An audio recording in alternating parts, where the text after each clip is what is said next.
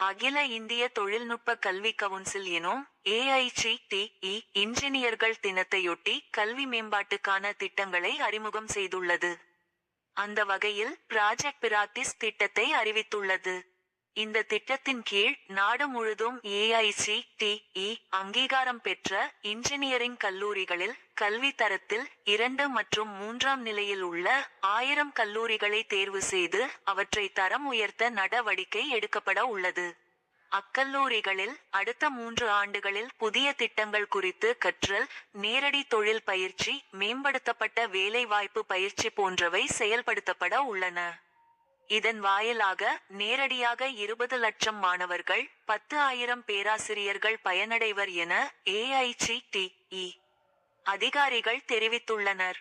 அதேபோல் ChatGPT போன்ற செயற்கை நுண்ணறிவு தளங்களை மாணவர்கள் இலவசமாக பயன்படுத்தும் திட்டம் அறிமுகம் செய்யப்பட்டுள்ளது.